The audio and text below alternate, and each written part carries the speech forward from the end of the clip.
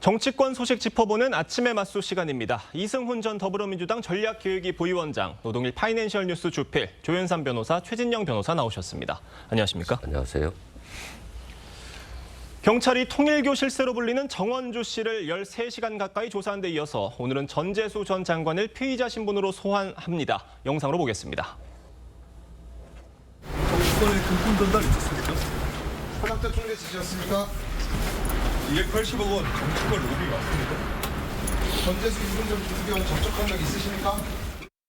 통일교로부터 그 어떠한 금품 수수 절대 없었다라는 말씀을 다시 한번 분명히 드리도록 하겠습니다. 통일교의 이른바 금고직이 불러서 조사를 했고 또 한학자 총재의 최측근으로 불리는 전 비서실장도 소환 조사를 했습니다. 결국 통일교의 자금 흐름에 대한 추궁이 이루어졌을 것으로 보이는데 이 조사를 마치고 오늘 전재수 전 장관을 불러서 조사를 한다는 겁니다. 오늘 경찰 조사 어떻게 예측하십니까? 글쎄요, 단정하긴 이릅니다만 예. 경찰 수사에서 과연 진실이 밝혀질 수 있을까? 좀 의문이고요. 예. 결론적으로는 좀 회의적입니다. 왜냐하면 통일교 측에서 지금 자꾸 말이 바뀌고 있지 않습니까? 처음에는 4천만 원의 시계 2개였다가 예. 3천만 원으로 바뀌고 2천만 원으로 바뀌고 시계 하나 이렇게 했다는 얘기입니다. 그게 바뀌고 있고 또 전달했다는 윤영호 씨의 진술도 처음에는 특검에서 그런 사실 진술했는데 법정에서 바뀌고 있고 지금 자꾸 예. 부인하고 있는 상황이거든요. 그러니까 자꾸 바뀌고 있고 시인했다가 이제 자백했다가 이제 부인으로 바뀌고 있는 상황이고요. 좀 전에 봤습니다. 전재수 의원 같은 경우는 좀 강력하게 부인하고 있지 않습니까? 예. 심지어는 처음에는 돌았냐 내가 그런 돈을 받게라는 얘기까지 했지 않습니까? 네. 그 정도면 지금 상황이 이제 결국 진술과 부인밖에 없으니까 물증이 나오지 않는 이상 현금을 전달한 물증이라든지 아니면 시계를 전달한 물증이라든지 이런 게 나오지 않는 이상은 좀 쉽지 않은 상황이겠죠. 민중기 특검에서 처음에 진술이 나왔을 때 바로 수사를 했으면 어떨지 모르겠습니다. 이게 알려지기 전에 바로 즉시 수사했으면 물증을 찾았을지도 모르겠는데 예. 이미 다 알려진 상황에서 물증이 있을 리 없는 것이고요. 현금은 더더구나 마찬가지고요. 그러니까 그때 시간 끌고 결국 민중기 특검에서 이런 시간 끌고 한 것이 결국 이런 결과를 예상한 이런 결과를 의도한 그런 거 아니겠는가 좀 이렇게 생각합니다. 전재수 전 장관은 어떠한 불법적인 금품 수수도 없었다 이렇게 혐의를 부인해 왔고 소환 조사를 앞두고도 차라리 현금 200억과 내가 시계 100점을 받았다라고 하라면서 결백을 주장하고 있는 상황입니다. 한일 해저 터널에 대해서도 줄곧 반대해왔다 이렇게 주장을 하고 있는 상황이고 이렇게 강하게 부인을 하고 있는 상황이다 보니까 결국 경찰의 수사력과 조사 전략이 관건이 될 것 같아요. 이 사건은 그렇게 어려운 사건이 아니에요. 예. 어떻게 보면 막노동처럼 예. 일이 많이 들어가야 되는 사건입니다. 그래서 예를 들어서 지금 통일교에서 예. 윤영호 본부장이 누가 언제 어디에서 무엇을 전달했는지에 대해서 명확히 진술해야 되는데 시계와 돈을 줬다라고 하는 얘기만 나왔어요. 그러면 시계를 누가 줬는지가 나와야 되고 또 시계를 어떤 돈으로 구매했는지하고 언제 구매했는지가 나오면 예. 그때 당시에 영수증을 확인할 수 있잖아요. 회계장부도 확인할 수 있고 그러면 이 통일교의 진술의 신빙성이 인정되는 겁니다.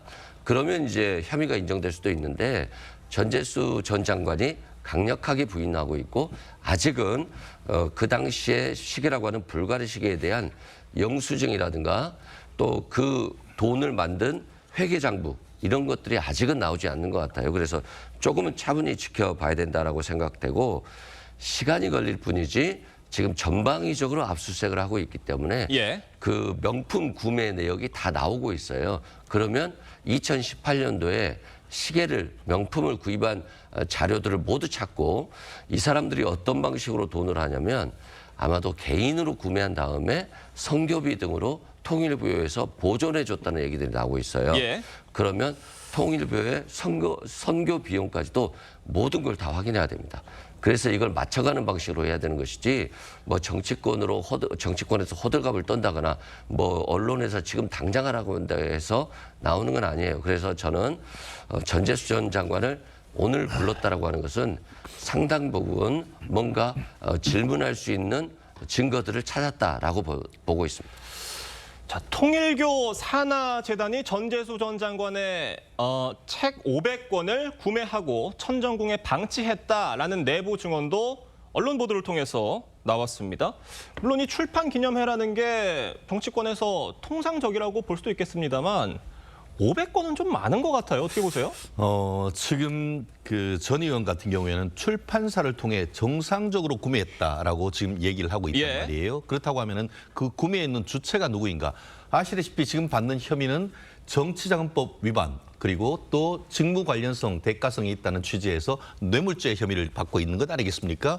만약에 지금 전 의원에 대해서 이게 개인적으로 구매했는 것이 아니고 사실상 통일교 재단에서 그 출판사를 통해서 이만큼 구매를 했다고 하면은 그것은 사실상 정치자금법 위반 혐의가 있을 수 있죠. 왜냐하면 개인이 아닌 단체나 기업에서 구매하는 취지가 될 것이기 때문에 나아가 이렇게 한두 권도 아니고 500권을 구매했는데 지금 통일교 내부 관계자의 증언에 따르면은 그것을 사서 500권이나 되는 책이 이 천정궁이라는 이 통일교 성지 안에 방치됐다. 그러면은 500권이나 되는 것을 사가지고 방치할 거면 왜 샀죠? 도서관에 기증할 것도 아니고 그렇다고 하면은 뭔가 후원하기 위한 그리고 그의 어떤 그 전재수 의원에 대한 청탁과 그에 따르는 대가성으로 했는 것이 아닌가 하는 그런 부분이 있는 것 아니겠습니까? 그렇기 때문에 이 부분에 있어서는 그 당시 이 500권을 구매했던 실무자가에 대한 조사 그리고 그 취지가 무엇인지 조사를 한다고 하면은 아주 신속하게 답이 나올 것이라고 예측합니다. 그러니까 결국 이 다량의 책 구매를 뇌물로도 볼 수가 있다. 그럴 가능성이 상당히 크죠. 그리고 그 실질적으로 지금 김웅 변호사, 그 검찰 출신 전 의원 같은 경우에는 본인의 소셜 미디어에 이거는 대가성과 직무 관련성이 있기 때문에 이거는 명백하게 뇌물죄다라고 지금 그 검찰 출신도 얘기하고 있기 때문에 이 부분은 경찰도 수사하는 과정에서 그 적용하는 법조에 있어서의 어떤 신중을 기해야 될 것이라고 봅니다. 조윤선 변호사님 어떻게 보세요? 뇌물로 인정될 수 있다고 보십니까? 글쎄요, 저는 직무 관련성이라든가 대가성이 과연 입증이 될지 모르겠습니다. 책 같은 경우에는 사실 전재수 의원 입장에서는 통일교가 이렇게까지 많은 책을 구매했다는 사실을 알지 못했을 수도 있거든요. 일방적으로 그는 사실 구매를 했고 그와 같은 내용들이 전재수 의원에게 특정 청탁과 관련돼서 전달된 바가 없다고 한다면 과연 그런 관련성이 인정이 될 것인지라고 한번 살펴봐야 될 부분이 아닌가 싶고요. 만약 그런 의혹이 있다고 한다면 국수본 차원에서 그 부분 다뤄보면 될 겁니다. 수사를 진행을 해서 과연 연결고리가 있는지를 한번 살펴보고 입증을 할 문제가 아닌가라는 생각이 들고요. 그것이 입증이 되지 않는다고 한다면 저는 뇌물죄에 이르기는 좀 쉽지가 않고 저는 청탁금지법도 마찬가지로 보여지는 것이 과연 이것이 어떠한 계기로 전재수 의원에게 관련돼 있는지 관련성의 여부를 한번 따져봐야 될 문제가 아닌가 싶고요. 그리고 금품이라든가 아니면 고가의 시기라든가 이런 모든 것들도 전재수 의원 입장에서 전혀 모든 것들을 부인하고 있지 않겠습니까? 이런 부분들이 확인되고 나서야 물적 증거가 있고 나서야 그런 모든 혐의가 입증이 되지 않을까 싶습니다. 네, 앞서도 말씀드렸지만 경찰이 금고지기, 통일교의 이른바 금고지기와 또 한학자 총재 최측근 전 비서실장도 소환 조사를 마치고 나서 직후에 바로 전재수 의원을 소환 조사하는 거여서 앞선 조사들에서 그런 여러 가지 증거들을 확보했을 가능성도 있지 않겠습니까? 어떻게 보세요? 일반적으로 경찰의 그런 수사의 그런 방향성을 살펴보게 되면 참고인들 조사한 다음에 핵심적인 피의자에 다가가는 그런 전략을 쓰지 않겠습니까?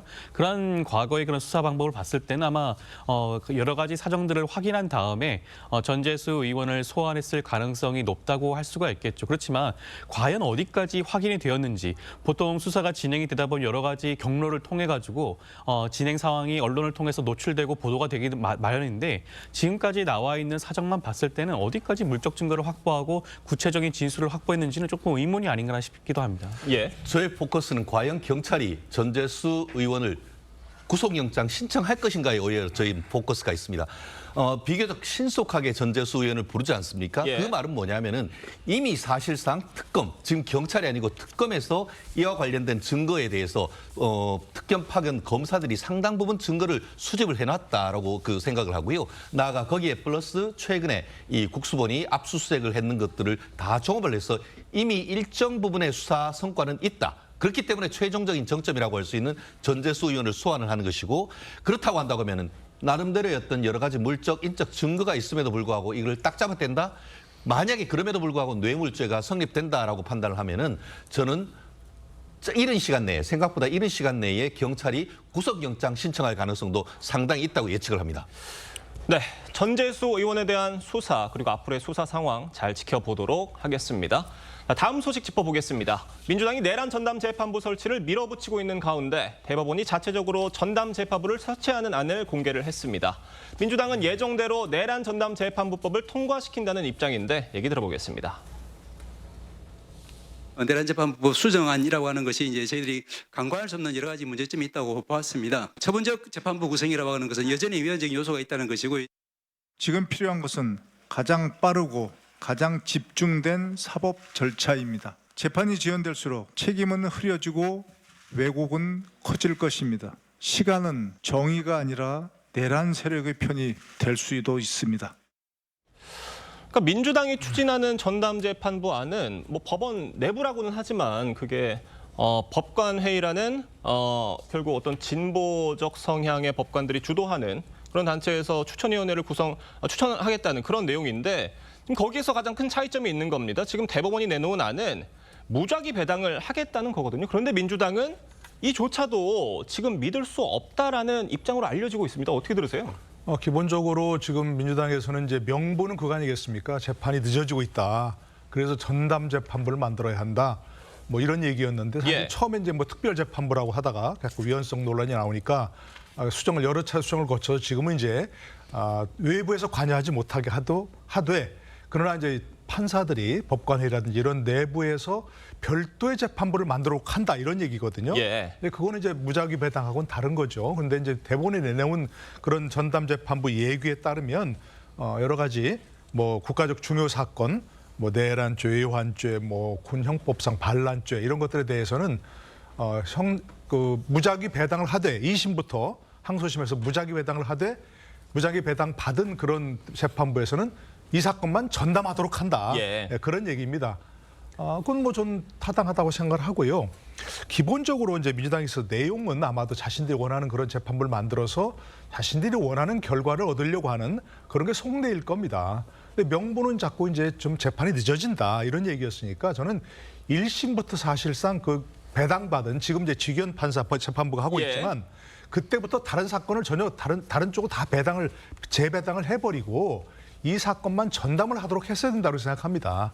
그래야 자꾸 늦어진다, 일부러 늦춘다 이런 그 비판을 할 수 있는 명분을 안 줬을 것인데 뒤늦게 했지만 어쨌든 대법원에서 기본적으로 뭐 별도의 이런 재판부를 만들어서 이 사건만 만약에 이제 그런 내란, 뭐 외환죄 이런 것들이 배당이 되면 그 사건만 맞도록 한다 이런 거니까 저는 재판이 늦어지기 때문에 전담 재판부를 별도로 만들어야 한다 이런 명분도 주지 않는 뭐 그런 현명한 조치라고 생각합니다. 그 대법원이 뭐 예규를 통해서 신속하고 공정한 관련 재판을 할 수 있게 지금 내놓은 상황인데 이렇다 보니까 민주당이 지금 내란 재판법 발의를 하려던 거 결국 이제 통과를 처리를 하려던 거 철회할 명분이 더 많아진 거 아니냐라는 분석이에요. 일단은 민주당에서 내란 전담 재판부 이걸 주장을 했고 이건 재판이 너무 지연된다. 그리고 직연 판사 등에 대해서도 무작위 배당을 했다라고 했는데 무작위 배당이 아닌 것이 확인이 됐다는 측면이 있었고요. 또 구속 취소를 해서 윤석열 전 대통령이 나오게 되는 계기가 됐잖아요. 그래서 사법부에 대한 신뢰가 많이 깨졌기 때문에 내란 전담 재판부를 통해서 이거 개혁해야 된다라고 했었는데 사법부가 어느 정도 민주당의 압박에 또 법리적인 문제들을 제거하면서도 제대로 좀 변경한 부분은 있는 것 같아요. 이 부분은 이름 좋고요. 민주당도 마찬가지입니다. 예전에는 외부에서 추천한다라고 했는데 이제는 법원 내부에서 추천하도록 했고요. 또 대통령이 아닌 대법원장이 임명하기로 했기 때문에 민주당 또한 합헌적인 방향으로 굉장히 많이 간 거예요. 그래서 거의 다 대법원안과 민주당안이 거의 비슷해졌다. 그래서 법안을 처리하는 과정에서 조금 더 대법원의 이야기도 듣고 국민의 여론도 들어서 더 좋은 법안으로 진행돼 가는 것이 좋지 않겠나 생각됩니다. 뭐 수정 가능성이 조금 있다라는 말씀으로. 네, 수정 가능성도 있고요. 또 대법원안과 민주당안이 거의 비슷해졌기 때문에 또 법안을 철회할 가능성까지도 배제할 수는 없다라고 생각됩니다. 최진익 변호사님 어떻게 전망하십니까? 철회 마땅히 해야죠. 저도 오늘 아침에 일찍 그 각계 신문을 봤더니만 거의 대부분의 어떤 유력 일간지에서 민주당의 내란 특별 전담부법 그리고 법 왜곡죄법 철회하라라고 얘기를 하고 있습니다. 근거는 명확하죠.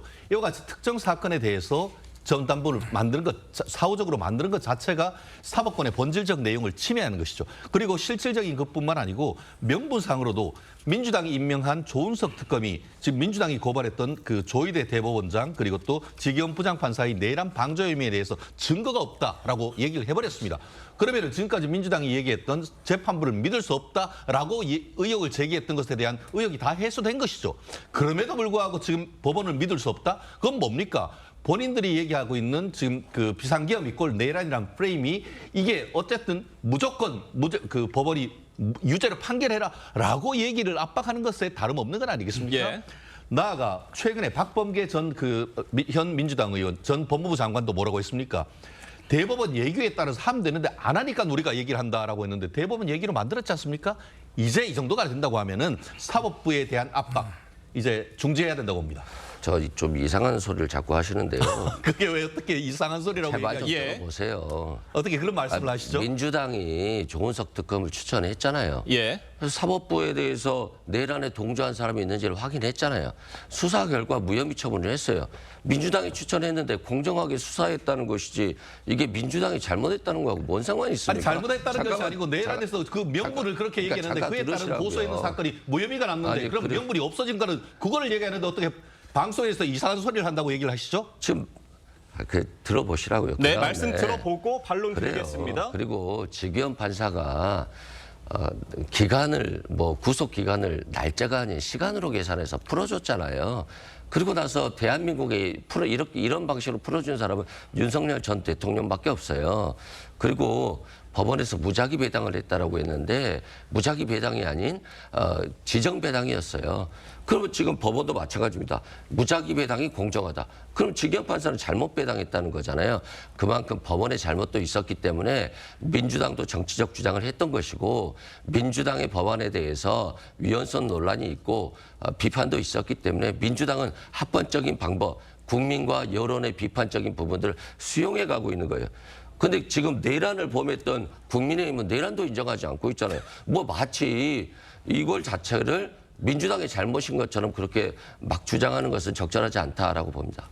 반론 드리겠습니다. 말씀드린 것처럼 지기현 부장판사가 공수처가 신청했던 그 구속영장을 취소시킨 것은 그것도 중요하지만 오히려 공수처법 민주당이 만든 공수처법에 내란죄에 대해서는 공수처가 수사권이 없었기 때문에 그럼에도 불구하고 공수처가 신청해서 청구해서 발부하는 구속영장으로 계속 구속할 경우에는 항소, 상고, 나아가 재심에 가서도 문제될 수 있다는 그 이유가 가장 큰 것이고 민주당은 그게 걱정되는 건 아니겠습니까? 나중에 공소기각 판결을 공소제기 절차가 문제가 돼서 공소기각 판결해버리면 어떡하지? 그게 두렵기 때문에 지기현 부장판사에 대한 개인적인 공격까지 마다하지 않았고 1심까지도 재판부를 바꾸려고 했던 건 아니겠습니까? 그에 대한 의혹이 다 없어진 이런 상황 속에서 여전히 사법부에 대한 압박을 계속한다는 것은 사실 마음은 내년 6월 지방선거로 이것을 끌어가려고 하는 그런 전략이 보인다는 것이죠.